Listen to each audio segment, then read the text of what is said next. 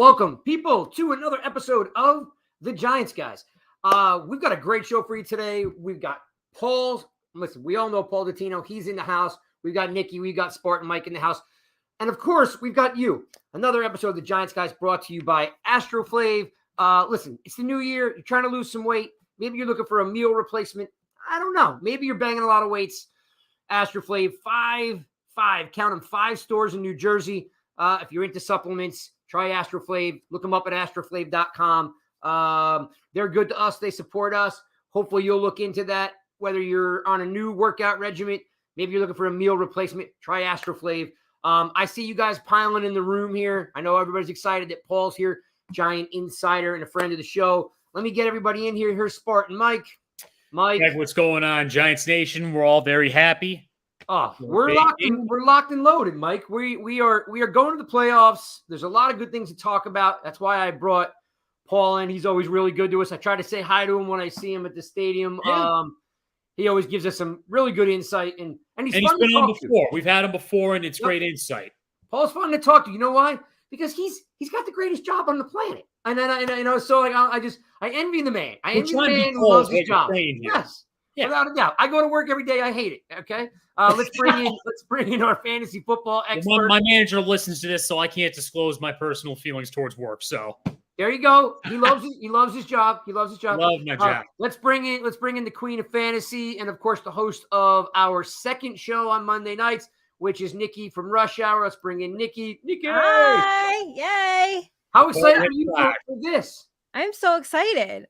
Really? I'm coming live to you from my niece's room this week. So you're here. That's all that matters. I'm here. I'm excited. I can't believe it. Like, we are here. We are playing meaningful football in January. I am so excited. Any other year, Paul's like, I'm not coming on. The year's over. It's Halloween. The season's over. Yeah, even before. But not Halloween. This year. So let's bring in Paul. He's our Giants insider. I'm sure you guys are familiar with all the work he does with the podcast. He's on Giants.com. He is the mouthpiece for the Giants, and that's why we love him. Let's bring in Paul. Paul.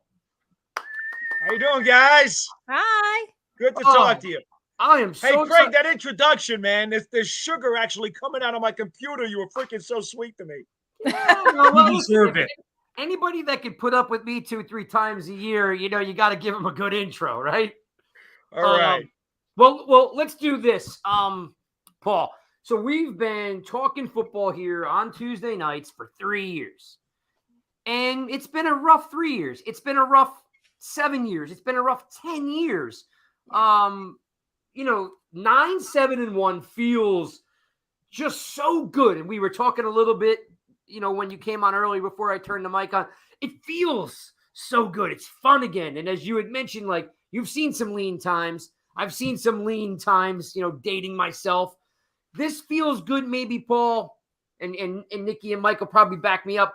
We didn't expect to win 9 games. We were thinking, hey, 5 wins, 4 wins. What's your overall feeling on what this year was like for you? Because you've been involved with the team for so long. Like, was this year a little bit different than you're normally used to?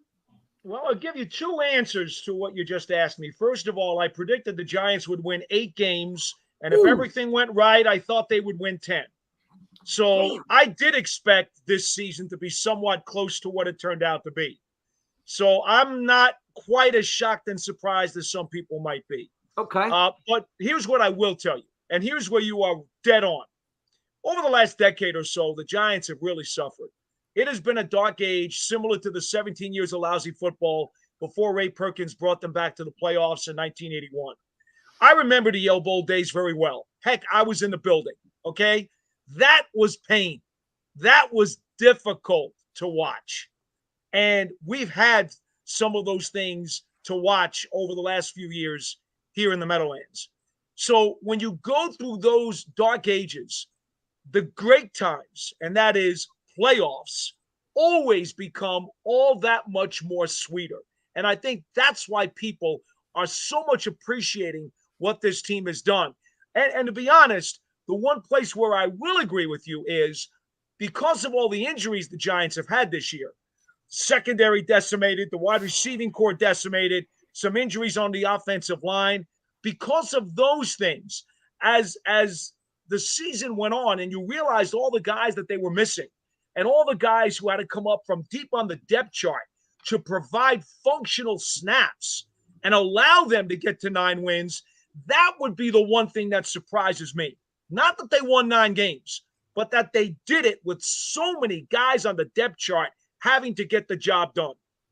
Yeah, I know if I had to like recap, a little bit of 22, it would be, resiliency, because, you lose Leonard Williams early on, you lose a bunch of receivers early on, like you just mentioned, like no quit in this team, right? There's a bond in the team. Something's clicking. They're buying in. We talked about buy-ins, right? Who buys in? Some guys buy in, some guys don't. It feels it. It looks. The optics are they're buying in, because you lose Adoree Jackson or Leonard Williams goes down for 3-4 games. You lose Daniel Bellinger with a freak accident. Like, no quit. It wasn't perfect. Nothing ever is, but really, really cool. And I don't know if he's gonna make the show. One of the other guys on the team, Chris, I don't know if he's gonna jump in here, but what he asked me to ask you, because it's appropriately that we're talking about kind of recapping 22, is maybe we underestimated the depth on this team, because some of these guys like Pennick and Jalen Smith and a couple of these guys were yeah, exactly. McLeod. Some of these guys were from other teams, right? Like that didn't have a job here. They're contributing. Here's what people need to understand, Craig. And I tell people this all the time. Great head coaches are great. Sure, I get it. Bill Parcells, Tom Coughlin, Dan Reeves. There have been some great coaches in this organization over the years, going back to Ali Sermon and Jim Lee Howell, okay? But here's the thing. The true winners have great staffs. Yeah. And let me just say, number one, Daboll did a phenomenal job of putting together a staff. And it's not just the coordinators. Wink Martindale, who is outstanding. Mike Kafka, who is outstanding. Kept Thomas McGahee, a terrific special teams coach, who, by the way, is the one guy who has suffered because of all the injuries. Because when you have a significant amount of injuries on a team, the first unit that will pay the price is special teams, because those guys get pushed up into other roles, and now your special teams gets totally discombobulated. And that's one of the reasons why they've been terribly inconsistent on special teams outside of Graham Gano. That's the first point. The position coaches and the coordinators are outstanding. Number two, the personnel department did a terrific job. You talk about guys like Pennick, guys like Moreau, guys like McLeod, Jalen Smith. Now they just picked up Hodgkins. Jared Davis the other day. Had a real nice game against Philadelphia. They brought in guys like Justin Ellison and Jihad Ward during the offseason. I mean, think about it. This team was totally turned into the meat grinder, and they changed over half of the guys on the roster in one season and picked up guys for dirt cheap. Outside of Glowinski, they didn't pay big money for any of these players. No. Hell, a bunch of them were on the street, put on the recycle bin. So let's look at the personnel guys and the staff, the position coaches, who have really allowed this team to flourish. It seems, too, there's a good chemistry in the building, too, right? The guys because they stress smart players, Craig. There's a priority and a premium on smart players. Not necessarily the best athletes, not necessarily the best producers, but smart football players, because they knew they were going to run complex schemes that were going to try to confuse the other team. That's why the Giants have a coaching edge almost every single weekend, because their schemes cause trouble for the opposition. And if you're going to run those kinds of schemes and that kind of playbook, you better have smart players who won't make mistakes. Yeah, that's not. And Spartan and I have talked about it a couple times, where sometimes you bring in guys off the street and it doesn't mesh. It doesn't work. They don't fit the system, or they don't fit the mold, or they're not good locker room guys. Everyone seems that they didn't skip a beat. These guys all seem to like each other. They all seem to want to play for each other. So again, it's been exciting. Spartan, I know you had a question. Go ahead, jump in. No, one of the questions that I definitely want to ask Paul is, we've seen how the Giants have performed, but did you expect Daniel Jones to have this much success this year? And if so, what kind of gave you that indication? Well, Craig knows as well as anybody, I've been on Daniel Jones's bandwagon since the beginning. I thought he was unfairly characterized over the last 2 years. As he continued to play better and continued to cut down on his turnovers, people continue to tattoo him Mr. Turnover. Well, that's crap. People still are on Twitter. Some people aren't paying much attention. He's a turnover machine. If they're not paying attention, okay. That ended about a year and a half into his career. Mm-hmm. And he's now completing year 4. So wake up, people. Wake up. Okay? They've cured that disease. That's done. I expected Daniel Jones to have a really good year. I can't necessarily say that, I thought he would only have like 15 touchdown passes. I was kind of hoping he'd be in the 20s. Agreed. But with the wide receiving core the way it is, I get it. But I've always been very high on Daniel Jones. What's that, Mike? Does he have 7 on the ground? He's got a significant number on the ground. Yes. So clearly in the red zone, he's running a lot more as opposed to that's what makes it palatable, Mike, because he only threw for 15, but he's got another 7 that he ran in. If he had 0 rushing touchdowns and only threw 15, it would feel a lot worse than it is. Right. A couple of things we saw at training camp, and I saw this in the spring at mini camp, and then I saw it at training camp. The biggest improvements in Daniel Jones, and from watching daily practice, I could tell what Kafka and what Dable were doing. They were making him more comfortable in the pocket. They were improving his escapability around the pocket. They were improving his rollouts and his ability to throw on the run, and also increasing his accuracy because he was more comfortable with what he was doing. He was more confident and assertive in throwing the football. You put all those things together, it's no wonder he's had such a good season. Mm-hmm. Yeah, he was fun to watch this year. Well, let me ask you this, Paul. It's subjective, of course, right? Offensive MVP. If we're putting a bow on one player that just was a cornerstone, maybe he carried the team, maybe he's a locker room guy. Who's the one guy, if you had to hand out the trophy to, who's your offensive MVP for the year? Well, I'll give you in order. All right. Let's just tell you, it's got to be Saquon Barkley, because not only for his production, but if you don't have that type of offensive threat in the backfield, your quarterback has to climb up a hill. So part of Daniel Jones's success is also because of what Saquon Barkley was able to do in a rebound season. And so I got to go number 1, Barkley. I got to go number 2, Daniel Jones. I got to go number 3, Andrew Thomas. Okay, I like it. I think, Nikki, we'd probably agree with that. We've been talking about those 3 pretty much all season long. Don't you agree? Yeah, I agree. I don't think you could really argue any other 3, actually.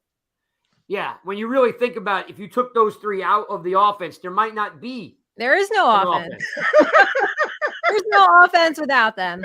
No. I give an honorable mention, though, to Hodgins. He's not an MVP caliber guy, but it's more of like, the value he brought versus what was expected has been pretty incredible. I mean, have you been surprised by him, Paul? Did you have any opinions on him coming into the year? That goes to Craig's next question on the list, or at least a few down, the surprise of the year. And if it's not Isaiah Hodgins, then you haven't been watching Giants football. It's Isaiah Hodgins all the way. And what's so neat about it is, I clearly remember when they picked him up, and I was like, and I'm embarrassed to say it, but I was like this, another Buffalo guy. What are we doing with all these Buffalo guys? And then he steps on the field, and you're like, wow, he's really smooth in his routes. He's doing double moves. He catches everything. Smart. Yeah. Smart. Very smart player. Yeah. He's not afraid to run any route. No. He'll go over the middle. He'll take a hit. He doesn't care. He wants to just make a play. And he does. He catches everything. Yeah. Yeah. I actually compared him a little bit. This is me personally. Not anyone has to agree with it. I actually tweeted it out last week, and I copied him. And He's also a friend in the show, but he reminds me a little bit of Dominic Hickson. Yes. Very good. And very good. So I tweeted that out last week. I said, he really reminds me of Dominic Hickson, and I copied him on it. I tagged him on it because we interviewed him last year. Great guy, just great guy. Lots of fun. We promoted his company, Super Bowl Fishing. And then throughout the year, we'll chat a little bit. I know he doesn't want to hang out with me, but same type of style. The fluidity of his routes. Listen, we haven't had a guy to be able to do a double move since Odell. He runs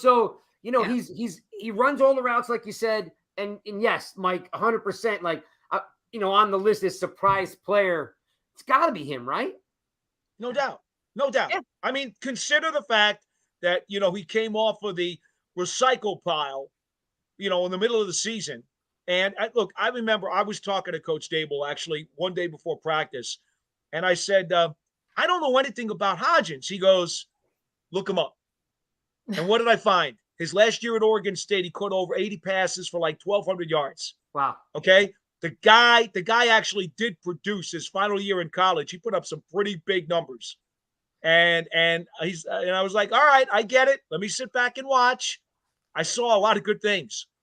Yeah. And I'm sure Kafka was like, okay, he's doing one of these things. All right. I finally got somebody that can expand the route tree and so forth. So yeah, I'm sure that's Craig, the personnel department. Yeah. Again, I know he's a Buffalo guy, so Shane and Dable knew about him, but the personnel department finding these guys. And, I should have mentioned Landon Collins before too, because let's not kid ourselves. He was on the garbage bin too. Yeah. Yeah. Yeah. And he's he's a different cat in general because there's so many layers to Collins. Like one is, no, he didn't deserve the contract that he got, but we all listen. Everyone loved Landon Collins. Nobody wanted him to go, right? I mean, Mike, how many times have we said, if he was affordable, he was the next, box safety, right? How many times? Yeah, it was a lot. I mean, he's definitely a player that added a lot of value to the team. I mean, he was like an A- player, I would have put it at, and it was unfortunate that he had to walk. But again, that money was a little bit too much as to what Washington offered. Yeah, and bringing him back. At the game, Paul, I'm sitting in the stadium with one of the guys on the team, Chris, and we're talking.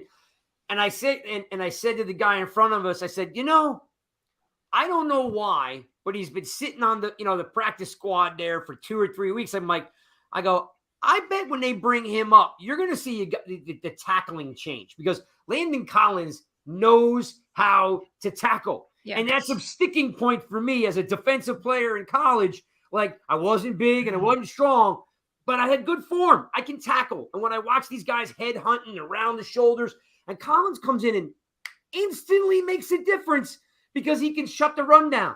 So it was nice to see him get his chance and then, of course, come through. You're right. He could probably be in that conversation, with some of those other guys. He tackles. Yeah. Well, just think now. He's played, 5 games? I think it was, or was this the 6th game he just played with the Giants this past week against Philly? And I can tell you right now, close your eyes and you can picture plays that he made against Tennessee, against Minnesota, against Washington. Yep. Right? I mean, think about it. Yeah, I remember that play. He made a handful of great tackles in the Vikings game. The tackle on Jefferson. Yes. Holy good God. Or how about the pass out of a rocket? Or how about the pass breakup against the Vikings with Hawkinson on the sideline? Yes. No, and that's what and so he's played so few snaps, but we can already remember impact plays that he made. He is going to be a factor in the postseason. I guarantee it. Yeah. We're all fans. Like I said, me and Mike, we've talked about it for a while. Like, he's there. Why don't they bring him up and let him play? So I'm glad they were selective when they were going to use it. You get those 3 activations, then you have to make a move. They also had salary cap trouble, Craig. And a lot of what they were doing with the manipulation of the practice squad guys and the IR guys had to do with they were going to have to save their nickels and their dimes coming down the home stretch. So there was a lot of strategy involved here. It wasn't just we got to get the best players on the field. They had to financially maneuver things because of the cap problems that they had. But I will tell you this about Collins. Wink Martindale really loves having him around. So maybe there's a future for him in this role. I hope so. I'm sure he's opened up, a couple people's eyes. Like, that now when you get to see him up close, you're like, hey, I had no idea he can make that many plays. Maybe he's found himself an opportunity to play for a contract for next year. Yeah. Nikki, give me, and I'll ask all three of you, of course, but Nikki, defensive MVP, who's the, like, if it's a, Paul gave us three because he was kind enough, and we knew those three, it was going to be those three because it's everybody's three on offense. Defense might go a little different. I don't know. Who's your Nikki? Who's the defense MVP? Sexy Dexy for me. It's definitely. I mean, the guy got snubbed for the Pro Bowl. Like I know. Yeah, Spartan. Are you on board with this? That it's Dexter Lawrence? I think it would be no question at this point with how well he's performed this year. He's definitely the MVP for defense. There should be no question about it whatsoever. But again, kind of similar to what I was saying about Hodgins. A lot of guys stepped up to the plate this year, and I definitely want them to get honorable mentions. I'm going to put our good friend, our California friend, up here because she's already stole my thunder. This is my MVP, Julian Love. Bingo! You're not mad at that. No, I mean, hi Allison. Thanks for hanging out. I will tell you. Listen. Dexter Lawrence has played himself into a contract. He's fantastic. Julian Love was a part-time player, and he led the team in tackles. First time a safety's led in tackles since Collins, and before Collins, Antrell Roll. I mean, the guy is, what do they call him? A Swiss Army knife or something like that? Duct tape. Yeah, duct tape. Used to be. He's not duct tape anymore. Now he's just a damn good safety. I mean, listen, I've always said this before, and they make fun of me. I'm a little bit of a closet Notre Dame fan. Like, so I've always liked the guy. I think he was a runner-up in the Thorpe Trophy, if I remember correctly. To me, he's the MVP because I don't know. The guy had 125, 135 tackles at the safety positions, unheard of. I don't know. I'll give it to you, Paul. Give me your defense MVP. But you did 3 for offense, and now you're going to have to give me 3 for defense. No, there's only 2. It's got to be Love first and Lawrence second. And the reason it's Love, it's not just because of his production and the fact that the Giants secondary has been banged up. And so he had to be the glue to keep it together, especially after Xavier McKinney went down with that Jeep accident. Consider the fact that Julian Love was calling the plays. He had the green dot for the second half of the season. Yeah. As the Giants had to hold on and maintain their position to be a playoff team. I don't see how it can't be Julian Love, to be frank with you, in spite of the fact that Dexter Lawrence had a Pro Bowl season, and even Wink Martindale says he's the guy, the dominant player, where this defense all starts. I totally understand that, but I'm going with Julian Love. And real quick, I just want to say huge props to Wink for how well this defense has played. We lose Martinez, we lose Bradbury in 2020. Those are our best players. We thought we were going to have the worst secondary in the NFL this year, and here we are with a pretty solid defense. I mean, kudos to him for having such an impressive unit. Yeah, Wink's been outstanding. No question. I'm going to throw this comment up here because it's worth at least mentioning. We don't got to drone on about it, but Joey, it's Joe B. All right. Joe says, hang on a minute. I missed it. Where is Joe? Oh, there it is. Jihad Ward as number 3. I will say, just to mention him, he had a great year, and he seems to really like being a Giant. He seems like a fun guy. You know what I mean? He's either smiling, dancing, giving people the middle finger. I don't know. He's actually crazy. He looks like somebody if I saw him walking the streets, like, I'm just going to scoot on over here to the other side. Seriously. The dude looks like he's got some screws loose, but I love it, man. Like I love personality on the defense, and that cat has it. You know what I mean? There's something about that guy. He's the emotional leader of the defense. There's no question about that.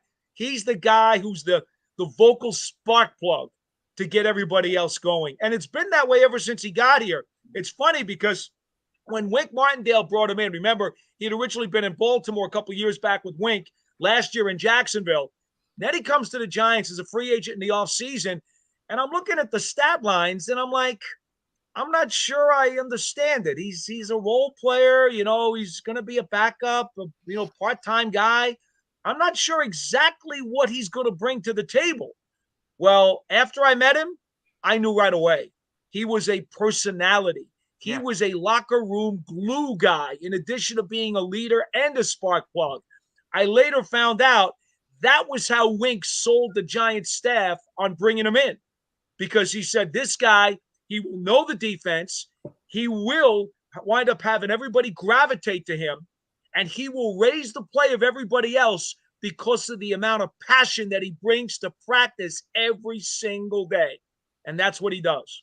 Yeah, he seems like a fun guy. I mean, I don't know. He's out there, like you said. Great. His nickname is the Live Wire. Oh, well, there you go. It says it all, right? Okay? And that's because of the energy he brings. Yeah, I think Mike is right. If I saw him you're leaving the club, he's the last guy, I'm going out the back door. You know what I mean? That's not a guy I want to mess with. He's a scary dude. But he seems like he fits, and they do gravitate toward him. All right, so MVPs, I think defensive-wise, we're right on target. Offense, we nail all three of those guys. This is a hard one. Nikki, I'm going to start with you, then I'll go Mike, and then I'll leave it to Paul to clean it up. Player you want back in 2023. And it can't be Jones and Barkley, because that's pretty much easy. That's like mailing it in, Nikki. No, I'm not gonna mail it. I'll partially mail it. No, I mean, I would love to see Isaiah Hodgins be back on this team next year. I think that he is what Kenny Golladay should have been. And you want to talk about a surprising player? You could go the other way and say Kenny Golladay hasn't panned out. I mean, I know he had that great touchdown on Sunday, and maybe that'll spark something, but I think we're all a little shocked, right? That hasn't quite really worked. So I would be happy to see Hodgins back here next year. Yeah, I'd be surprised if he wasn't. Mike, how about you? What's your player you want back? Nick Gates. He's improved a lot throughout the season. He's been making his way back from injury, and if we let him walk, it's going to be a big mistake on the Giants' part. I think he's going to be a solid star for the future. All right. Well, I'm going to comment on that. I don't know if you guys saw it. Teddy Bruschi, ex-inside linebacker for the Patriots. I'm pretty sure he's a Fox or an NBC guy now. I can't remember what he does. His quote today. ESPN. ESPN. That's what I said. Thank you. His quote today was, "My vote for comeback player of the year is Nick Gates." Gotta be. I mean, 7, 8, 9, 10. How many surgeries that poor guy gave? I mean, that's tremendous. So I would be pressed, Mike, to think that they didn't bring Gates back. I mean, he hasn't even had a full year with the team, and he's starting, right? And he's not going to cost a whole heck of a lot either. So definitely got to bring back, have him on the interior offensive line. Don't lose any talent at that spot. No doubt about it. And Mike, don't forget, he was a captain just a year ago, right? So, absolutely. Absolutely. All right, Paul. I don't really have any skin in the game. I like all the choices. Like, I think Gates will come back. I think Hodgins will come back. I don't know one player that's kind of bubble that I could think of, that I want back. So I'm just going to turn it over to you. Well, I think they all named a bunch of guys there who are not high-profile fellas who you'd like to have back, and I could see every one of them because of the roles that they have on this team. Remember, this coaching staff said that everybody on the roster is going to be needed at some point, and you will have a role, and we will need you to produce. And they've all helped get them to 9 wins. But I'm going to go back to Landon Collins because, in my opinion, Landon Collins has shown enough in such a short period of time as the new hybrid sub-package linebacker that I fear some other team is going to give him a good chunk of money to take him away. And I'd hate to see that happen. Agreed. He wants to retire a Giant. He's so happy to be back. He's so grateful to be back. He's become a leader in this locker room. That's one of the reasons why I think he's going to make some impactful plays in the playoffs. And I think he's carved out enough of a role that he could be on this team in 2023. I think I'd love to have him. But what I don't know is, has he performed so well that some other team is going to say, you know what? We'd like you more as a 3/4 timer. If not a half timer, maybe a 3/4 timer. Or maybe even someone says, we think you're a full-time player again as a smallish kind of nouveau linebacker. And if that happens, he's going to get a big chunk of change. and I won't blame him if he leaves. That's why I would say Landon Collins. And I like that pick too. I will say I wonder, he's already left once and it didn't work out, right? So second time around, he might be willing to take that hometown discount, right, to stay, because you just said how grateful he was. So Landon Collins, I'm going to throw this comment up here from Mark B. I don't know if this would happen or not, but he says bring back Leo. Like, I mean, he's still under contract, if I'm not mistaken, right? Leo's not going anywhere. They'll redo the deal. They'll rejuggle those numbers. Leonard Williams will be here next year. Don't worry about it. Yeah, I mean, Leonard Williams has definitely become one of my favorite players, you know, from all the things that he's done last year when everybody was hurt and everybody was out and they were yelling at him because he didn't have sacks. Paul, I had to go back and do the stats and find the last time a defensive tackle had 81 tackles. Never done. I mean, you know, last guy that had 80 tackles was Jason Pierre-Paul, and we all know JPP was a defensive end. Leonard Williams didn't have the sack numbers last year, but he had 81 tackles as a defensive tackle. And I'm like, you guys don't understand the game if you're trying to push out a defensive tackle with 81 tackles. I'm like, this guy has said, okay, guys, I won't be the sack artist because we're low on bodies. I'll hold down the run. And he did a great job. I'm a big fan of Leonard Williams. The NFL agrees with you because they vote him one of the top 100 players during the offseason. Yeah. Yeah. So, so Mark, to answer your question, I don't think, like Paul said, I don't think Leo's going anywhere. They might have to change his, restructure his deal, figure out how to do it. I think Leonard likes here. If Dexter Lawrence is coming back, that's the best. I don't know. It's got to be a top 5 tandem in the NFL, those two next to each other. Oh, yeah. There's no doubt about it. Absolutely no doubt about it.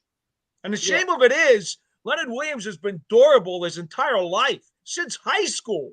Mm-hmm. And never missed a game. And then obviously what's happened here with the Giants because of the neck and the burner and stuff, he's missed some snaps this year, and it's a damn shame.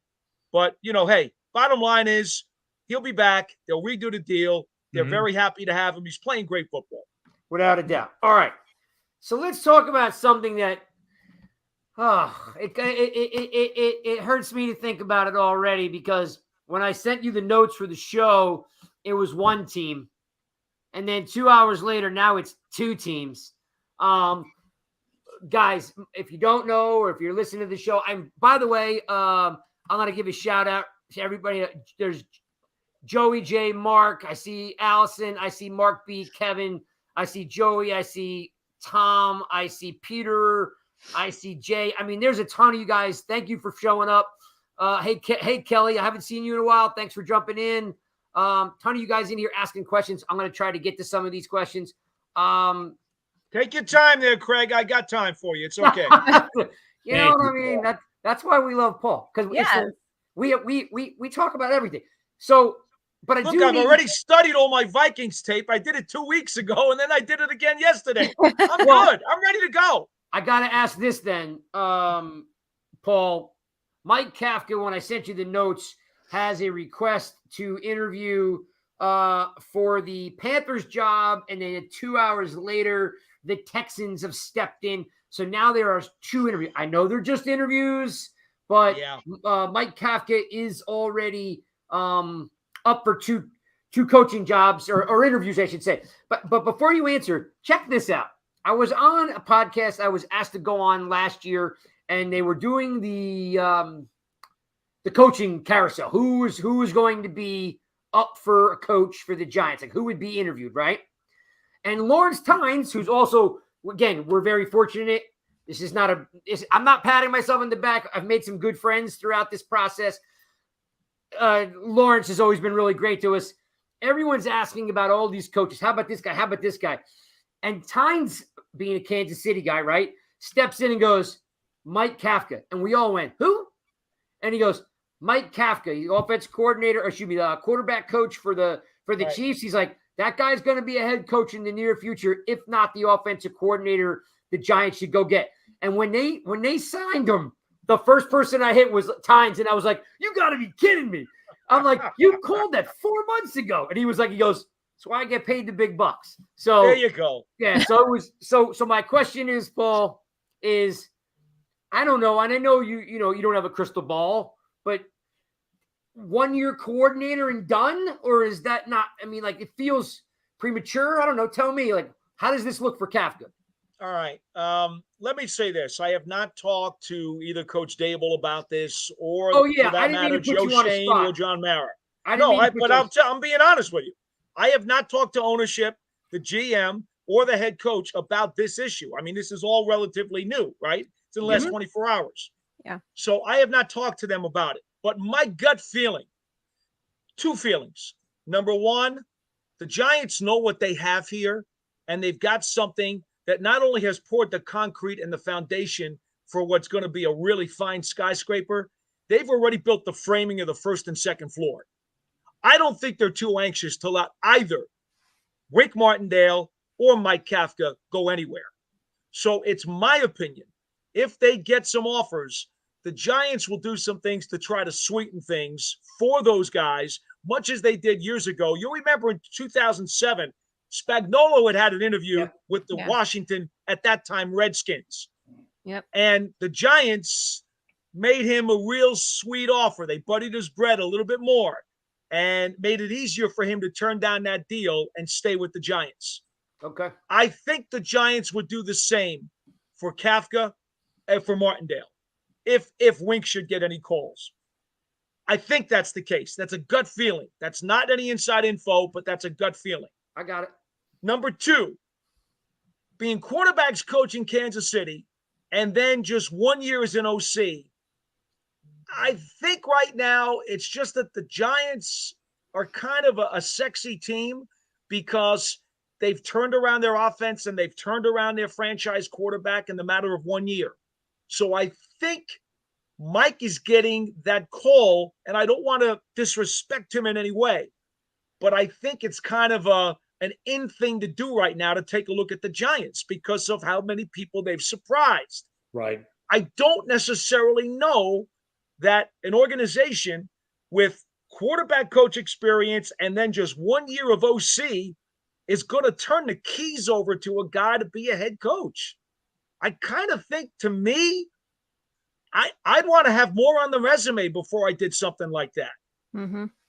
Spartan, I mean, do we not at the end of the day look at Daniel Jones's improvement heavily relying upon the relationship he has with Kafka, the offense they built that Kafka brought in, having, everything he's done with Mahomes? Like, do we not agree that he's an influence, in that offense and with Jones? Yeah, absolutely. He's definitely an influence. I mean, look, we saw Jones the last 2 years under Jason Garrett, and there was really, stagnation, if not regression from his rookie year. So I really think Kafka has brought the best out of Daniel Jones and is calling plays that work to the best of Daniel Jones's abilities. Mike Kafka is a former quarterback himself, and clearly he got good quarterback play out of Daniel Jones. I think that makes him super attractive. But I would have to agree with Paul here that it's probably going to take, 1 year of an offensive coordinator and then, some years as quarterback coach. I don't know if that's enough. However, if he comes back next year for the Giants and they have another successful year at offense, there's no questions asked. He's going to be gone after 2023. Yeah. Yeah. And I wouldn't be surprised if it's, again, next year, even Wink gets calls. I mean, I think he's done a great job this year, but outside of red zone and third down efficiency, a lot of the Giants' defensive numbers are not great. And that's why I think maybe some people haven't tried to poach Martindale, although I know he's done a phenomenal job. Yeah. He's a little bit older, too. I think that's the one thing. Somebody might look at Kafka and be like, he's in his 30s. Yeah. So might make it a little bit more. Good point. I will say this about Kafka, though. I wasn't high on him earlier in the season, but he has gotten better in his first year, similar to how Spagnuolo did in 2007. He started the 2007 season. Giants gave up, 80 points or whatever to Green Bay and Dallas. And then all of a sudden they started rocking. And in the playoffs, they were playing really good defense. I'm feeling that with Kafka right now. The offense has definitely improved the last several weeks. Yeah, they I say always when I watch the game, I watch the first 12 minutes of the game, and I'm like, is Kafka asleep at the wheel? Like, he starts off so slow. So slow. Yeah. Right? And then next thing you know, you're like, I bet he's like another mad scientist. He knows exactly what he's doing, right? Like, half adjustments have been incredible for the Giants this year. I mean, that's all. Guys, I'm going to lay something on you. The Giants have clearly been a second half team all year long, right? Yeah. They've had better second halves than first halves. Yep. I'm not so sure that people aren't overestimating their adjustments. I think part of it, and Craig, you play ball, so you'll know what I'm talking about. Sometimes what coaches will do, they will call a lot of setup plays in the first half. Yep. To where they're setting you up for something they're going to use in the third quarter or maybe the fourth quarter. Sometimes those plays in the first half are not designed necessarily to become big plays. They're just designed to feel out the defense, like in a prize fight. Yep. When in the first 3 rounds of a prize fight, guys are moving, they're sticking, they're jabbing a little bit, they're duking and weaving and all that other stuff. And then all of a sudden in the fourth round, now you see the attack. I really believe that Dable and Kafka do a lot of that stuff. They're picking and they're prodding and they're looking to see reactions and see what's going on, and they're setting people up. I think that's more of what they do in the second half when they then let the whole thing go, as opposed to making adjustments per se. I mean, strategically, I've seen them literally not give Barkley the ball the first 7-8 plays of the game. And I'm like, what's going on? And it's all they're doing is feeling it out. We're setting you up for something. You know, it's coming, right? Most people don't understand that, Craig. I know you played ball, so you will. But that's part of the game within the game. Yeah. That's why pro football is the greatest game in the universe. Nikki, did we not all fall out of our chairs 2 weeks ago when we hear the quote that Brian Dable set Jones up to fail in training camp, and so Tyrod would do better, you know, so they could see how Jones would react. And we were all like this. We're like, what? Exactly. We were like, all right. Well, Craig, that story was not entirely true. Oh, damn it. Okay. Here's what happened during training camp. And Dable admitted it to people. I don't know why when this story came out, people thought it was such a revelation, because Dable actually talked about it. What they did during training camp is he told Wink Martindale specifically, call the kind of defense that you want to call. Don't take it easy on them. Go ahead. Call your crazy, complicated plays. I call it the kaleidoscope defense, because you never know what you're going to see and you never know where it's coming from. Yep. So I told Wink, I said, you got the kaleidoscope defense. And he liked that. I gave his defense a nickname. Nobody seems to have picked up on it, because the writers, you know, if they don't come up with it, they don't want to use it. We'll run with it, Paul. We got you. All right. Yeah. So it's the kaleidoscope defense. So here's what Dable told Wink. He goes, listen, I want you to play your defense. Don't goof around. Don't take it easy. Play your defense. So I want him to see what a real tough defense is going to look like, and I want to see how he'll react. It wasn't so much that he was setting him up to fail and that he was doing good things for Tyrod. It's just that they wanted to see what Wink's defense could throw at Daniel. On the flip side of that, Dable then told Daniel, this is when you're allowed to make mistakes. Much like when Parcells told Phil Simms a few years into his career, I want you to rip it. Don't be afraid. This is the time. If you're going to make a mistake, this is the time to make a mistake, because then we'll fix it and we'll clean it up once we get into the season. So what I want to see from you is show the assertiveness and the confidence that you're willing to take a chance to try to make a play. And what we're going to do is with you, we're going to push the envelope. And we want you to throw the ball into double coverage, throw it into tight spots, throw 50-50 balls, because we want to see how far you can push the envelope into making risky plays. And at the same time, we want to see what our secondary can do against 50-50 balls. And when they're challenged with trying to make a big play against a quarterback who's going to take risks. So this was something that actually benefited the secondary, and it benefited Daniel. So I think the way that article was worded, I don't know. I got the opinion that a lot of people seem surprised. They shouldn't have been. Dable explained this all during training camp. Yeah. And it wasn't quite the way the article made it sound. Damn media. Well, we are the media. And everything. All right, well, we were about to spin that ourselves if we didn't know any better. Well, Craig, here's the thing. When people aren't there every day, it's easy to take things out of context and warp things and not necessarily get the story right. Well, Nikki's got credentials, so she's there at training camp. Yeah, I was there almost every day. Yeah. So I saw her, but she didn't write this erroneous story. No, I did not. No. No, I'm not taking credit for that. No. Don't be writing any erroneous stories. I did not write that. Just the facts. I report just the You know, facts. the story was a little warped. It wasn't totally erroneous. It was just a little warped. That's all. Yeah. No, that makes a lot of sense. All right, well, let's get into like the meat and the potatoes is like the New York Giants are going to the, excuse my French, but the freaking playoffs. I mean, like, this is what we have been arguing, debating about for forever. And it's finally here. The team is playing meaningful football. We had a new coach, a new GM, new staff, a bounce back tackle guard center. We've had so many things go on, and we're still here ready to go in to play this Viking game. And Paul, I mean, I know you were there, and call me crazy. It wouldn't be the first time. The Giants play the Patriots in 2007. Last game of the year, they lose, I think it was 38-35. Right. And they play all the starters. And they go toe-to-toe with Randy Moss and Tom Brady and speaking of Teddy Bruschi, all those guys. Like, and they realize, hey, we can beat these guys. They're not as tough as they think. And that kind of set a tone for the Super Bowl. Like, hey, we just played these guys 3 weeks ago and almost beat them in our home turf.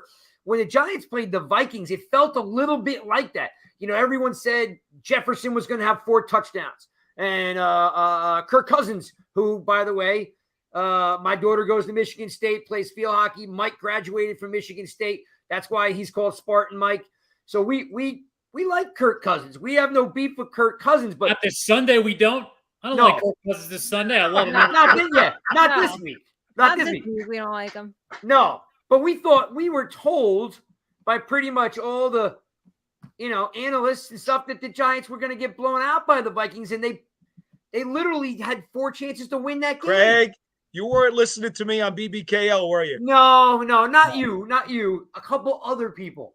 Yeah. Yeah. I mean, I always know when I listen to you, like you've always had a unique perspective because you see the team, the personalities, what goes into the soup, right? There isn't a lot of people that, what goes into the soup, the ingredients, they kind of see the soup being made. You have a unique perspective on it. So now they're going to play this team again. Is there any reason in your mind that this game isn't extremely winnable? I mean, tell me, because it feels like it's extremely winnable. How about very extremely winnable? How about that? Is that a word? Okay, I'll take it. Well, look, Craig, I'm going to tell you flat out. Going into that Minnesota game, okay, I firmly believe that the Giants could win that game the first time. And after playing them 2 weeks ago, I believe even more that they're going to beat them. The Giants gave that game away. Yeah. If you break down that game, if I were a Vikings person and broke down the Vikings tape from that game, I would say they brought their A- game into the stadium that day. They played about as well as they could play. But that's what they are. They can't do much more than that. I looked at the Giants. I saw the 7 penalties. I saw 2 interceptions that were taken away. One by a penalty, one by Flott, which hit the ground. Okay? I saw 2 fourth-quarter passes dropped by Richie James that would have been first downs. I saw a Bellinger fumble in positive territory. I saw a block punt that went for a short field that allowed the Vikings a touchdown that they really didn't need too much to do to get.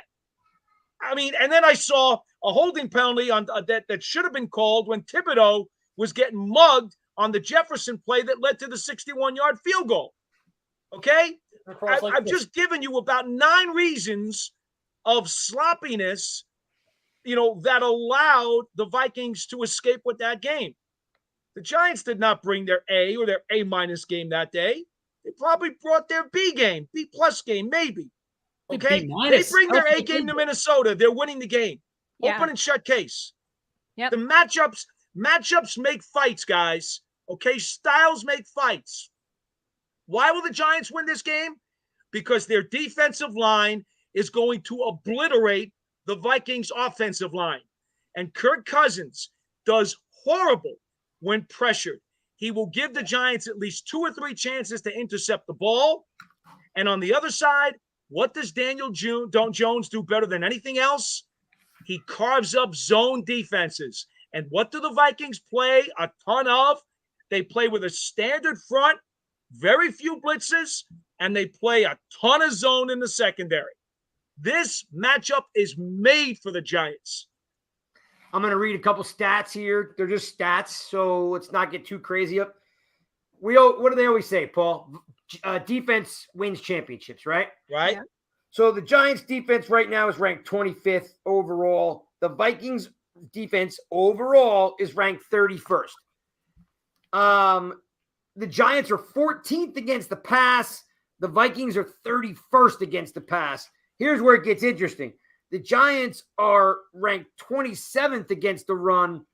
The Vikings are ranked 20th against the run.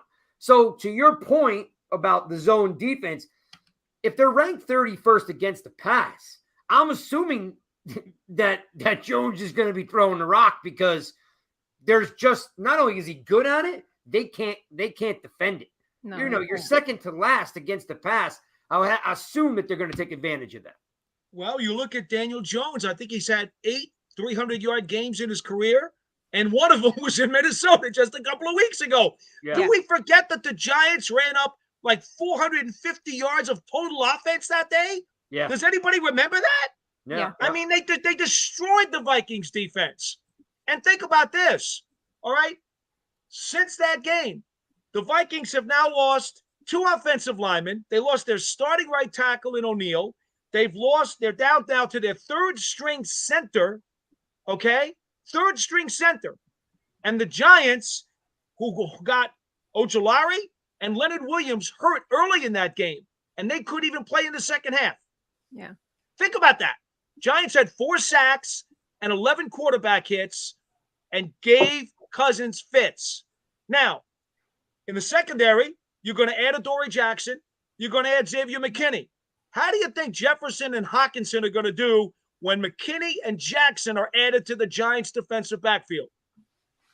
Come on, guys. I'm more worried about Hockenson than I am Jefferson. We didn't really do all that bad, in my opinion, against Jefferson last time. Jefferson hurt this team big time in that game. Well, the last play for sure. The last drive. Yeah. You know, I think he had 3 catches on the last drive. Take that last drive out. That's all Hockenson all day. What do you have, 7 catches? I mean, he carved up the Giants the middle of that Hockenson defense. had a career-high 13 grabs for over 100 yards and 2 touchdowns, both in the red zone. He's only caught 6 touchdown passes this year, and 5 of them have been in the red zone, 2 of them against the Giants. And one of them was, I think, the opponent's catch of the year against the Giants when he high-pointed that 50-50 ball in the corner of the end zone. Yeah, it was a great catch. Yep. So I don't see the Vikings winning this game. I just don't. No, me The neither. matchup does not favor them at all. Paul, can I ask you something? I know this one's a little off, but I watched this Giants-Eagles game last week. I'm pretty confident the Giants starters would have beaten the Eagles that day. Oh, I don't know. I mean, I do think that the Giants reserves were gritty, tough, rugged. They made the Eagles fight for their victory, obviously. But you have to remember, psychologically, Philadelphia also knew they were playing a lot of the Giants' backups. Yeah. Right. And so they may have played down a little bit. I don't know how I can quantify it. I will say this: Philadelphia, since the spring, was at the top of my NFC power ranking. I thought it would be Buffalo beating Philadelphia in the Super Bowl. I felt that way all year. As we sit here now in January, San Francisco is by far the best team in the NFC. And that's even with their third quarterback, a rookie, Purdy, calling the signals. Yeah. They are easily the best team in the conference. And I don't think the Giants should be shying away from anybody except maybe San Francisco. I don't know how they would fare against San Fran because the matchup is not good for the Giants. Anybody else that's in the NFC playoffs, they could do damage. Mike, I'm outside of Philadelphia. You well know that. Mike, I called a friend of mine who works, or I should say former employee of WIP, which is the Eagles radio network down here, as you know. And I asked him, I'm like, I was giving him a little ribbing on the side about the game, and he said as soon as the halftime came, realizing that, they were easily going to be able to handle the Giants. They kicked it back, not showing anything for the playoffs. That was their opinion, coming out of the talk station here was once they got to that stage in the game, why would the Eagles go out there and show their next opponent everything they do? Craig, let me make something clear. I think that's true, but I also think it's true for the Giants. You know why? Because if everything goes according to chalk and the Giants knock off Minnie, the Giants will play Philadelphia in 2 weeks in the second round of the playoffs. Yeah. And I don't think there's any doubt that both coaching staffs understood that there could be some gamesmanship going on 100%. because they may have to meet again. 100%. So I don't think that's far-fetched. But here's what I will say. Miles Sanders, 11 carries, 33 yards. Philadelphia Eagles starting offense, 1 for 5 in the red zone. There's nothing smoky about that. Those are facts against the Giants' backup defense.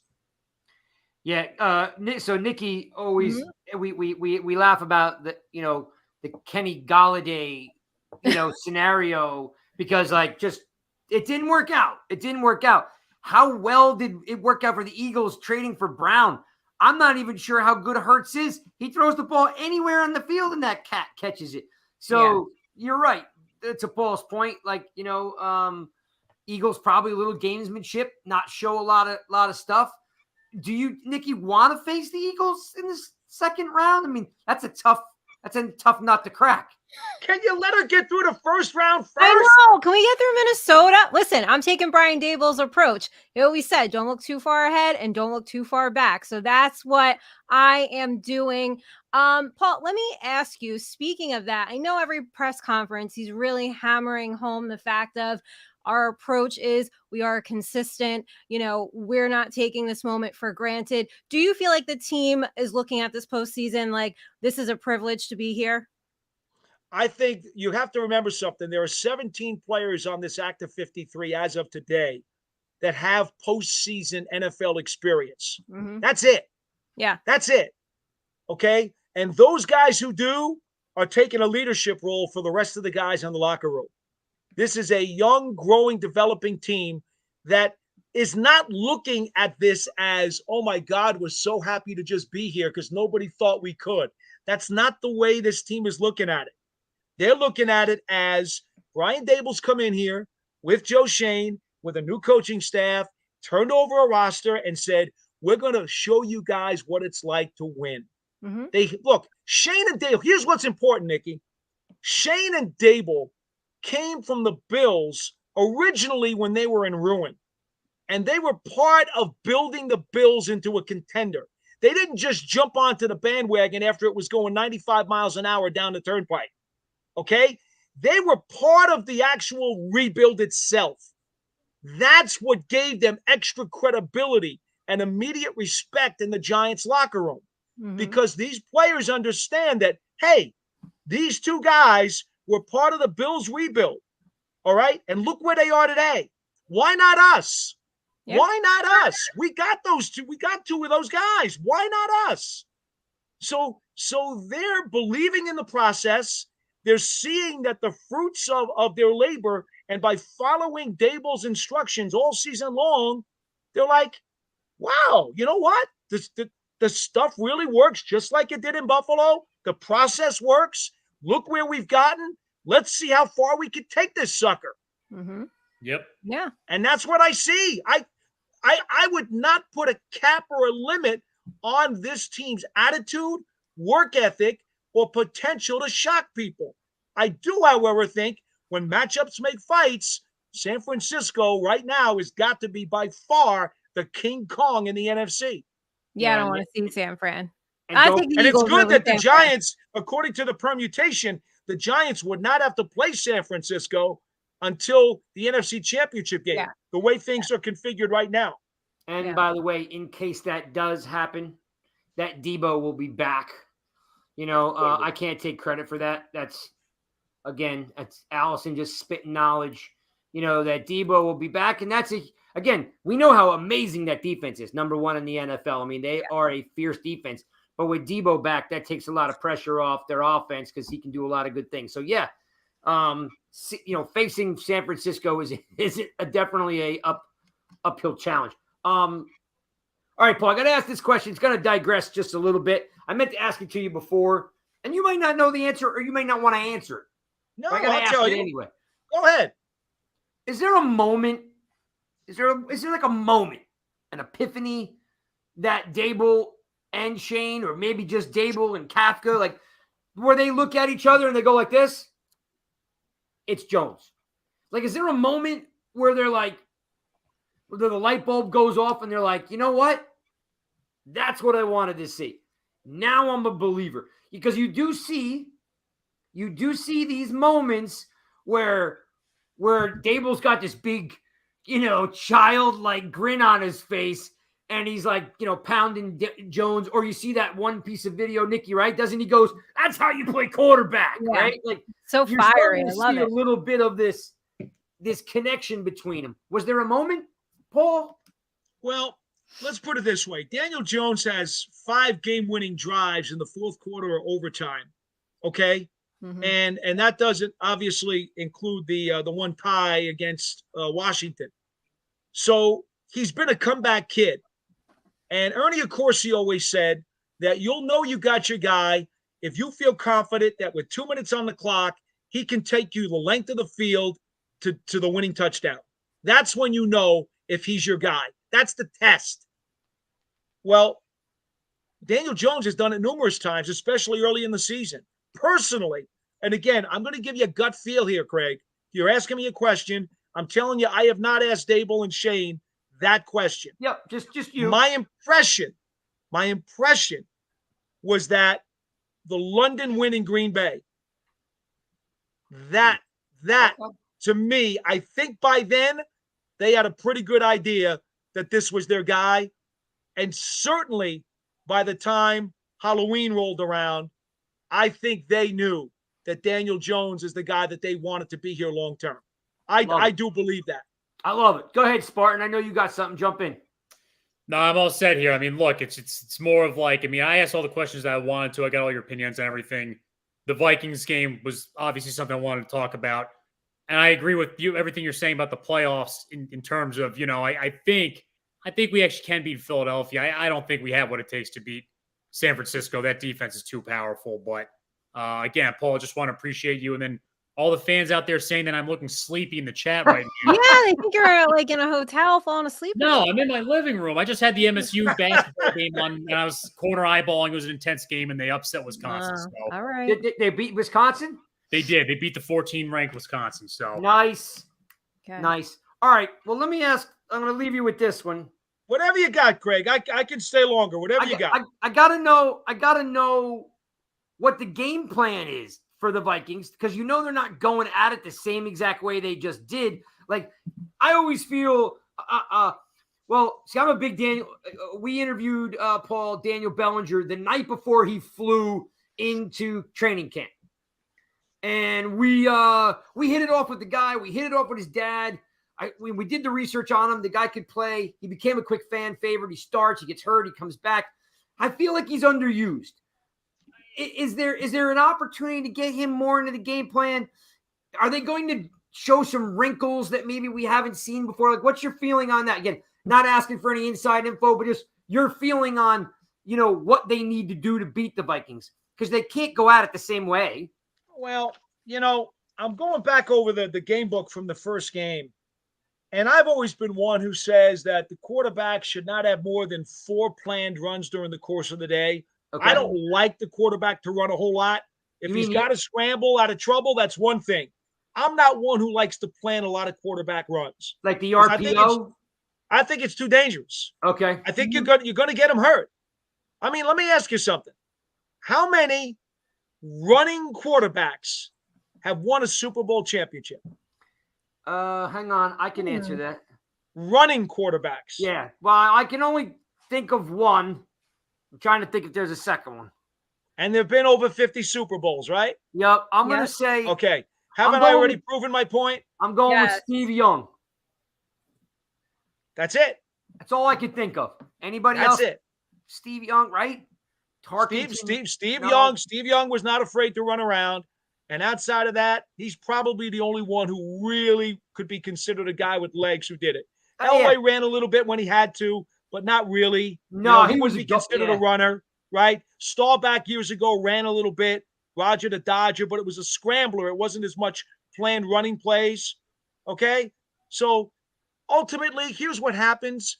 The more you run your quarterback with designed runs, the more chances there are that he's not going to be durable enough to last the full season and to last the full postseason. And that's why you're not going to win a Super Bowl with one of those guys. Okay? So I'm going to tell you right now, if I'm the Giants, what I hope is that I would improve the rest of the offense, upgrade the wide receiving core, make sure that offensive line is stout, make sure that Barkley and the rest of the backs are in good shape so that you don't have to run Daniel Jones as much in 2023. Let me just make that very clear. Okay? Yep. As for this week, I think when I look at it and I see that Jones threw the ball, let's see, what was it? He was 30 for 42. Now, I've always said I don't think Daniel Jones should be throwing the ball more than 30 times a game. Not if you got Saquon Barkley. Not when you got Saquon Barkley, and not when you got the ability to grind it out and control the game and control the tempo. However, here's the thing, Craig.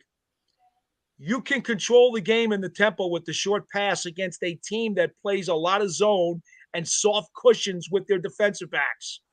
So there's nothing wrong with throwing a bunch of 5, 6, 7-yard passes, using them as pseudo runs to control the flow of the game.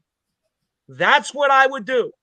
I would actually use a lot of the short pass, some medium worked in, and maybe take a couple of early deep shots just for the hell of it, and use the pass to open up the run for Barkley. Okay. And then once I got them on their heels, now the entire playbook is mine. And I should have the Vikings defense dangling from their toes. That's what I would do. I'm on board. I love it. We're with it. Yeah. Well, I think we've talked about it. Like, Barkley's your MVP. You need to get him involved in the game. And the way the Giants are built, it's not a run the ball to open up the pass, right? It's more of a pass, short pass, open up the run. I'll kind of digress back to the Bellinger thing. I'd like to see Bellinger utilized against the Vikings a little bit more. He caught 2 passes in the first game, okay, and had the 1 fumble in positive territory, which was very costly. I do think Bellinger could be a really, really good target in the red zone, because after what the Giants did, remember they had 3 receivers, I think, over 80 yards in that first game, right? Yeah. Jones, Hodgins, and Slayton. Okay. So I think they may decide that they could use Bellinger more in the short to medium range passing game, and maybe even use Barkley a little bit more. And maybe, kind of unbalance the passing that way. That might be a way you could go. Because I agree with you. I don't think Bellinger's a bad idea. The Vikings this year, by the way, they've allowed 7 touchdown catches to tight ends this year, which is tied for the 9th most in the NFL. Okay. So keep that in mind as you watch Bellinger down near the red zone, if he's maybe going to work his way in past the goal line. I think the bottom line is this. The Giants should be able to do what they want to do, because the Vikings don't have the kind of defense that matches up well with the Giants' strengths, and vice versa on the other side of the ball. That's why the Giants will win the game. I like it. I do like it, because it feels like there's a lot of momentum going on. You're playing. It's hard to beat a team twice, as we know. Or tie for that matter. I feel good. You're convincing me. You're making me feel good about this. Go ahead, Nikki. I know you had another question, so jump in there. All right, I have to do it. What does the future look like for Kenny Golladay? I have to do it. First of all, it's an inside joke, but people are asking in the chat. They're asking us to ask you. So, all right, Nikki. Here's the thing. The catch he made the other day in Philadelphia is the catch that got him the contract that they gave him. Yes. Right? Correct. That's the catch. That's the catch. that's We it. wanted to Games too see late. that catch Yes. at least 10 times each of the last 2 years. Yes. And we saw it once. Just Yeah. once. Just once. That's it. He has worked his butt off. I'm glad you asked me that question. Let me answer it and then give you a little background. Okay. Number one, economically, it makes all the sense in the world to part ways with him as a June 1st salary cap cut so that they can spread out the dead money over the next 2 years. Economically speaking, that's the business side of this. It makes an awful lot of sense to do that. Okay? Mm-hmm. Will they do it? I'm not going to say, but economically, it makes a lot of sense. Yeah. Kenny Golladay, for all the trouble that he's had, he played through 4 different injuries last year. And as the season went in the tank and Daniel Jones got hurt and Mike Glennon took over the second half of the year, the Giants' offense was so abysmal, it impacted a lot of those guys psychologically and emotionally because they felt as though there was no way that offense could move the football. And we saw it. Yeah. So let's not play dumb here. The team went in the toilet offensively once Jones got hurt. Just a little Now, bit. I'm not saying that Golladay had a great first half because he didn't. Yeah. But that ruined the rest of Kenny Golladay for the year. The 4 injuries and the way the offense went. So he comes back this year. During the offseason, he spent a lot of time with Daniel Jones, working on the passing game, stayed here, didn't leave, stayed here to work with Daniel to see if they could get something going. And I really thought coming into the season, with all that hard work that they put in, it would pay off. Right. Okay. So what happens? We get to the season, and all of a sudden, Kenny Golladay is a non-factor. Yeah. Do you know every day he works extra at practice? Not too many people are aware of this. He puts in extra time every single day, working with wide receivers coach Mike Groh on catching the ball, doing the tiptoe drill inside the sideline, doing straight hard throws from 10 yards away, catching one-handed passes, doing the whole ball of wax. He works extra every single day and has done it since week 1 of the season.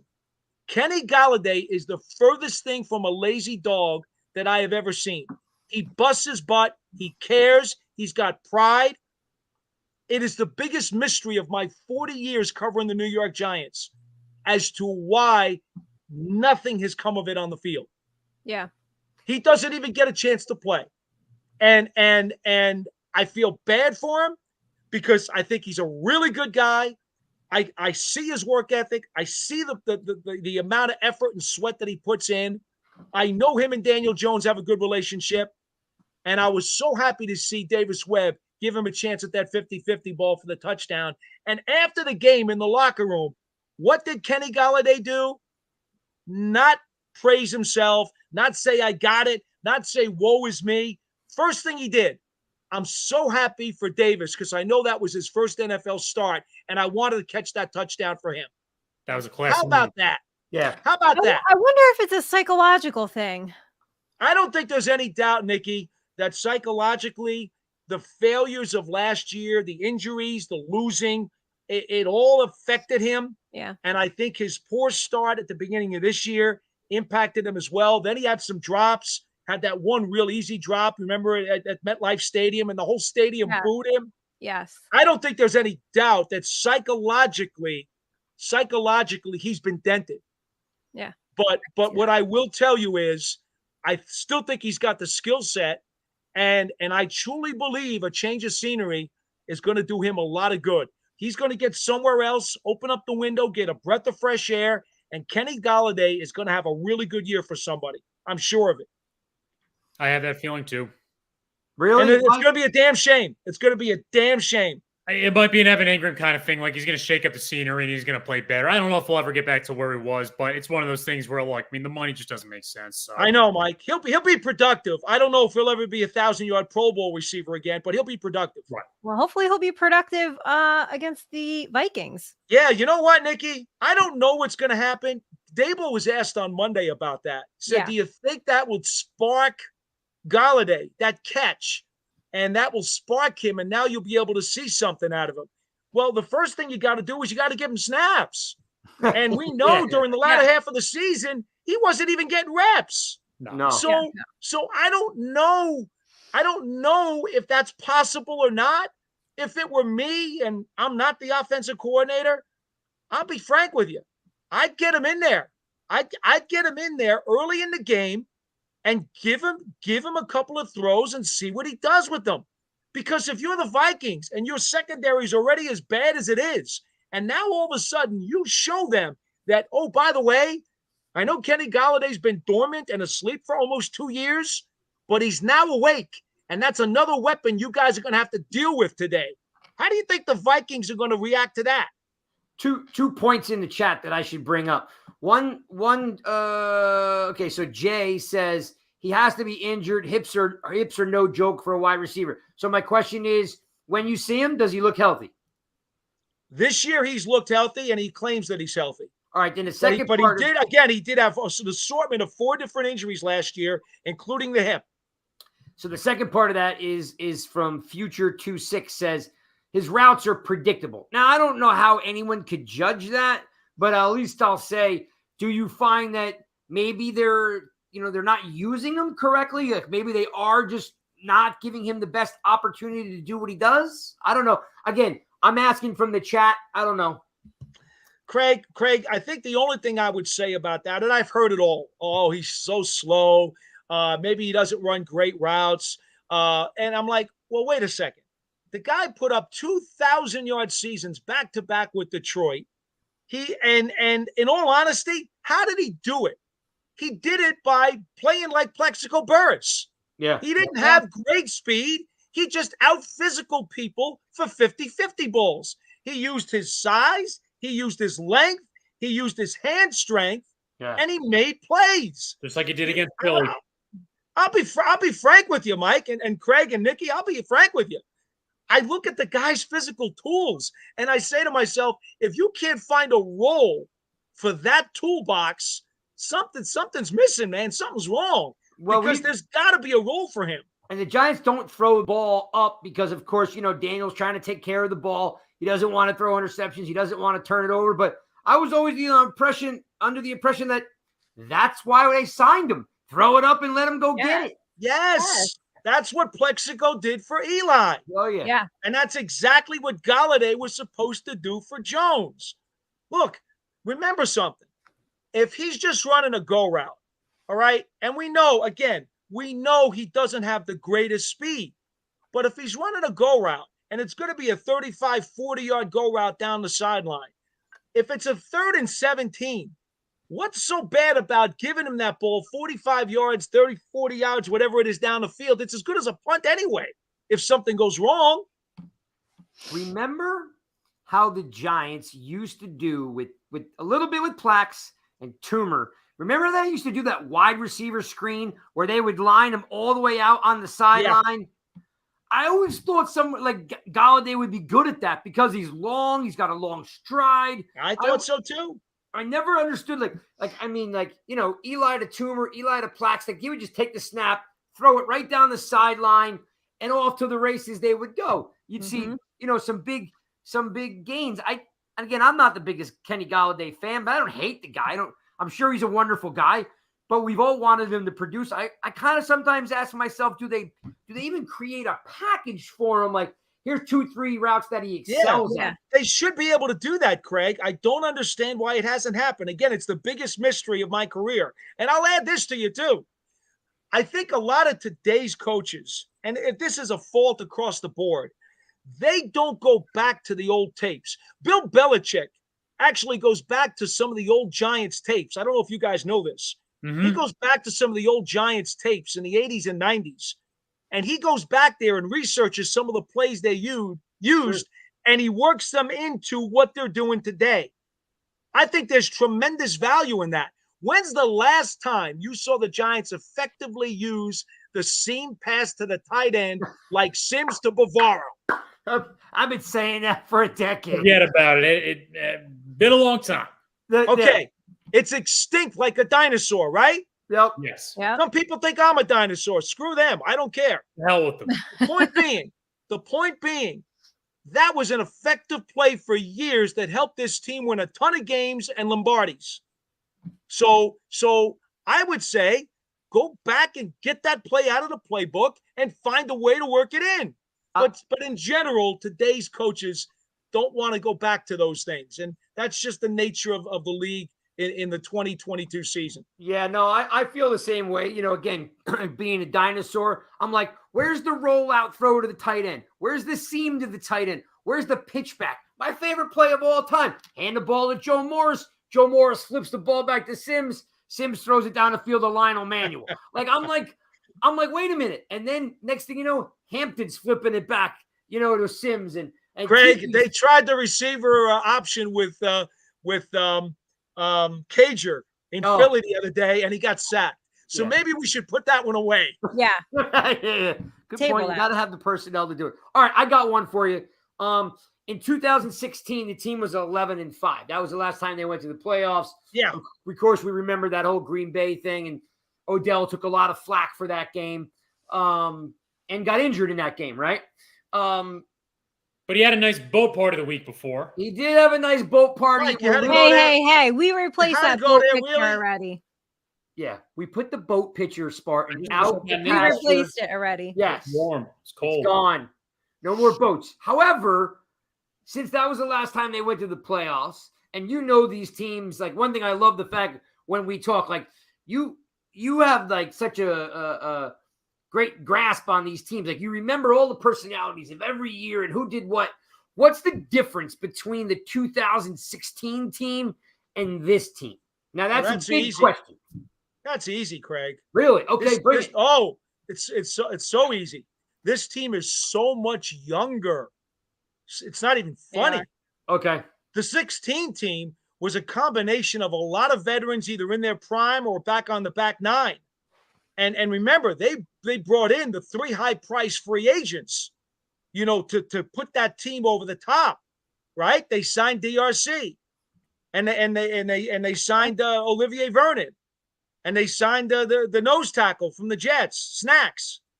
I mean, they went and spent big money on 3 defensive players, knowing that team, you know, had a little bit of a smaller window, and so it was a much older team. And they brought in the big money guys, and okay, let's do this. And that team was built for a short 2-year window to make a quick run. This team's not. This team is built to go on a 3 to 4 to 5 year run. Okay. Because of the youth that's on it. Yeah, That's right. That's easy. And I also think, remember what I said to you before about the priority on players on this team from this administration? It's about football acumen. It's about being smart. Yeah, there's cerebral players. I think top to bottom, this is a more football smart team than the 16 team was also. I would agree with that. Quick, Again, it's a different player, right? Go ahead, Mike.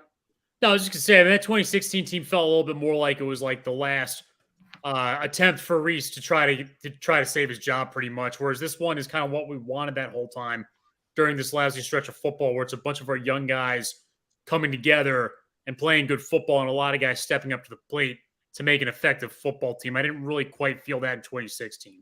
Well, Mike, also, look at this. Go back to that playoff season, and when DRC got hurt in the Green Bay game, the game was shot. Yeah. Because they knew, Rodgers knew, okay, I'm going to destroy Wade and I'm going to destroy Sensabaugh. Whoever they've got from in the last 3 quarters of that game, they were going to get the pass. Yeah. And that one injury destroyed the Giants that day, because every time Rodgers needed a big play in the passing game, he either burned Wade or he burned Sensabaugh. And that's the difference. This team has had guys come off the scrap heap and deep in the depth chart and functionally give them plays that have helped them survive. I like the football acumen, the effort, the selflessness on this team, and the unity on this team better than the 16 team. I will say this. Not that I would ask you to do it, because you would not do it, and I wouldn't blame you for not doing it, but this team does need to learn how to tackle. There is a tackling. Everybody issue. does, Craig. It's crazy. It's the insulting. NFL 2022. I can't take it. Do you know?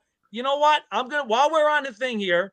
All right, bear with me one second. All right, bear with me one second. I'm going to tell you something. Did you know? And maybe you didn't know this. For almost the entire season, the Giants led the league in fewest missed tackles. Did you know that? No, I didn't know that. How is that possible? Were we just not watching every other football game, Craig? Like what? There's a secret schedule in there. I don't get angry when I see the Bengals miss a tackle. I will admit, I get pissed when I see the Giants miss a tackle. All right, hold on. I'm trying to find it for you now because I have that stat in one of my databases. You got it. And watching it, and I don't know now after the Philly game if it changed. But hold on here. I'm going to try to find this for you. Does that just mean the rest of the league can't tackle too? That's the nature of the game, my man. I know, but it's terrible. It's insulting to watch. Why can't people tackle? Understand. I understand, but that's what it's become. I know. It's hard to watch. All right, hold on. Here we go. Jalen Smith loves that high tackle. The Giants and the Washington Commanders finished the season with 49 missed tackles apiece, tied for fewest in the National Football League. The 11th fact that you did not know about your New York. Yeah, exactly. The top 10 plus a bonus question. Where Craig gets stumped by our guest. Very good, Paul. And here's the problem, though, guys, just in general. Tackling is just not good in the league anymore, and it hasn't been for a long time.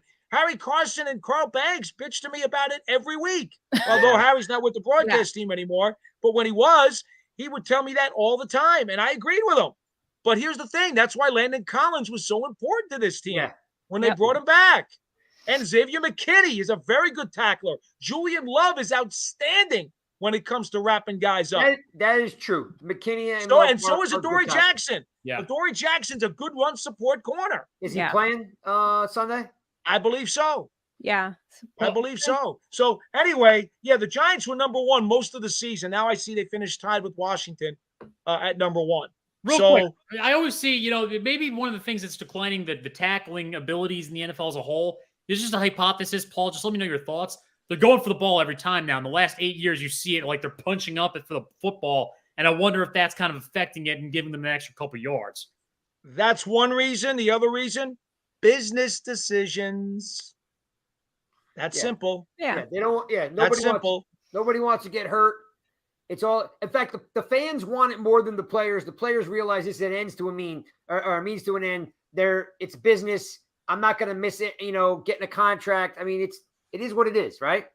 And by the way, Craig, to be frank with you, we always say all the time that durability is your most valuable asset. Yeah. Well, the truth of the matter is, it's hard to rip a guy who makes a business decision at times because, in truth, if he does get hurt, he does hurt the team. And because of the salary cap, there's not a lot the team's going to be able to do about it to replace him. Yeah. So it's, don't get me started. We'll be here another 6 hours about what's wrong with the National Football League. And believe me, I know a lot that's wrong with this league because I've been around forever, and I could go on and on and on. No, I just appreciate it because, again, I can relate to it too. And as an old guy, tackling still makes a difference. So when I see these guys, I'm like, what are they doing? Someone had asked in the chat about McKinney's hand. What's the update there? Are we allowed to know the backstory? He's got a splint. Let me get this here in the camera. He's got a splint on his left hand that he's playing with. It's not a cast. It's not a club. It's a splint just on the tops of these fingers. And so he doesn't have the freedom of movement with his fingers. Okay. But you know what?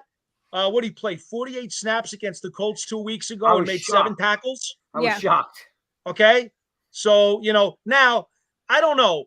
The one interception that he went for that he didn't get, which turned out to be a big play against the Giants, might he have approached the ball differently because he does have ball skills? Might have he approached it a little differently if he knew he had full hand and finger flexibility? Maybe. He told me he didn't. I'll believe him. But I do have a little doubt in my mind that he might have played it a little differently because I know he's got good ball skills. Yeah. You might be able to doubt some of the things he says at this point in time, right? It's a little shaky, some of those answers. Well, players are players. He's been very good to me though, so I won't necessarily. No, I'm having fun with you. Like I said, like the whole hand thing, it kind of makes you scratch your head a little bit. Like, okay, all right. Hey, bottom line is they need him now, and he's here. Yeah, without a doubt, right? Because everybody's 0-0. 0-0. So let's forget about what happened with the Jeep or whatever. It's over. It's done with. He's here. He's playing. That no longer matters anymore. And what's the injury report for Sunday? Anyone specifically out of the ordinary that is out? Well, as we sit here right now, Coach said he expected when they reconvene for practice tomorrow for the first time this week, he expects Ojulari to be limited. They're going to ramp him up. Same thing with Leonard Williams. Williams with the neck, Ojulari with the ankle and the calf that he's kind of nursed all season. But man, when he gets in there, he's certainly been a force. And then obviously Jackson with the sprained knee, who's been practicing now limited for over a week and a half. So I expected that all three of those guys will play. Ojulari, and I had to eat crow, of course. I predicted, hey, this guy, I think he's a very cerebral player. He's fun to watch. He's got great bend. I haven't seen a guy that big be able to bend like that in a long time. He really does. Yeah, he really does. Guys that big don't have that kind of bend. But again, he put a lot of muscle on, and I don't know if that played into some of the injuries or the soft tissue injuries. But man, does he make a difference? Because, and I could look it up, it was something like as soon as he came back, the defense had like 9-10 sacks over like 3 games. Like, he makes a difference. And Tibbs' game is completely different when Ojulari's in there. Without question. And I want to say the Giants finished with 41 sacks, which I think was 13th in the NFL. Let me just double check that for you. That's right. And 106 quarterback hits, which was 8th in the NFL. Okay. 5th highest pressure rate in the league. Pressures are quarterback hits, knockdowns, and sacks together. They were 5th in the league at 23%, highest blitz percentage at 36%. Now, that's the most important stat, the pressure percentage for Wink Martindale, because he says pressure breaks pipes. Pressure is what forces the offense to do what it doesn't want to do. And I agree with him. You know why? Because if you pressure a quarterback into throwing an interception, isn't the interception better than a sack? Yeah. Yeah. Turnover. So I'm with Wink on that. I do think that quarterback hits, knockdowns, and sacks combined as pressures is a very relevant stat. And there's no doubt that Ojulari made a huge impact along the entire front with his presence. And I'll tell you something else, Craig, something about him. Last year when he had the 8 sacks, some people said to me, well, how many were true, beat him sacks? That stuff makes me crazy. He took on his guy and then had a couple cleanups. He had a bunch of cleanups last year. I get that. But you know what? That's because his motor's always on. You don't get cleanup sacks very often unless you're constantly chasing the play. Yeah, I'm not a fan. He doesn't give up. I'm not a fan of the coverage sack, this sack. A sack's a sack. You know what he did? He did the job. He finished. That's his job. And I finished. These guys will tell you, I get crazy about when people start dialing in and pulling back the onion layers to the point where you basically said the guy did nothing. So I struggle with some of those things. This is before the Colts game. So this is 2 Washington games and 1 Eagles game. Ojulari came back, 3 sacks against the team, the defense, 3 sacks against Washington, 4 against the Eagles, 5 against Washington, 12 sacks and 4 forced fumbles. So in 3 games before the Colts game, they had 12 sacks and 4 forced fumbles since he got back. He makes a difference. Ojulari clearly makes a difference when he's there. So as you mentioned, Collins, and I'll kind of put a bow on it. As Collins, you're thinking he's going to make some big plays. If Ojulari's healthy, Tibbs is going to make big plays because Ojulari is there. So I think Collins and Ojulari really help make that defense go. Let's bring it back to this game, okay? Let's talk about Cousins. Tied for third in the NFL with 14 interceptions. 4 times this year, he's thrown at least 2 in a game. We know his completion percentage is somewhere in the mid-50s, I believe, when he gets pressured. Yep. He's just not the same guy if you get heat on him.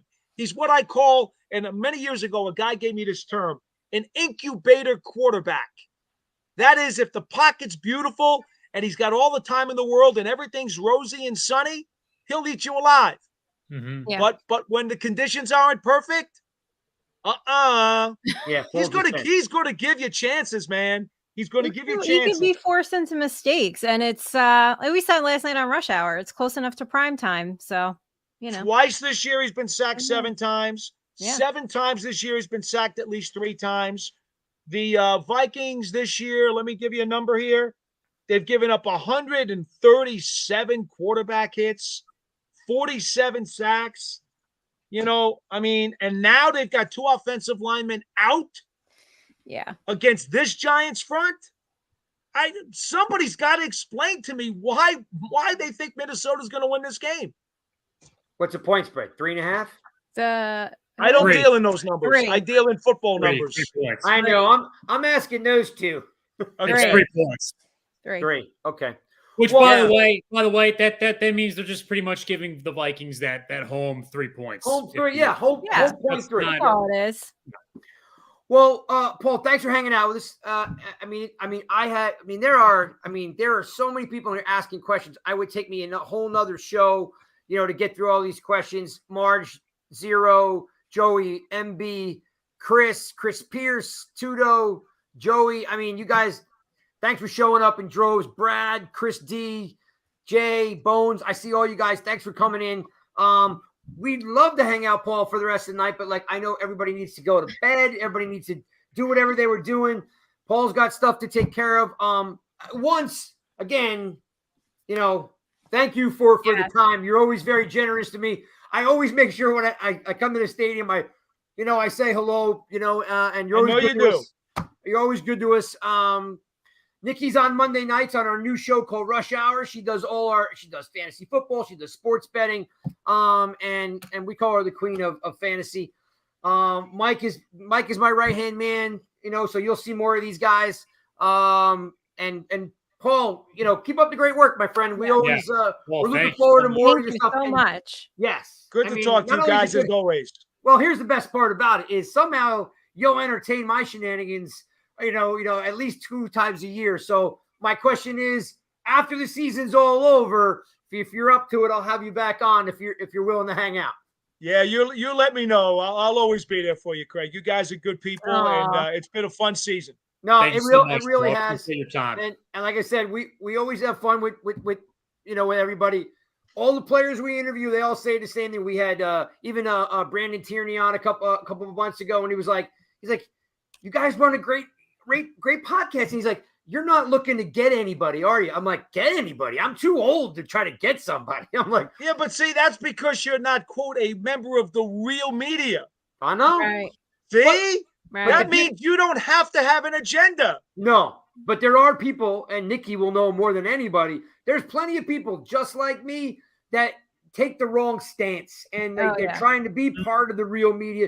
They take the wrong stance, and then they give everyone a bad name. They piss everybody off, So we always really try to be like, hey, look, we appreciate you coming on, hanging out, giving us a really cool insight.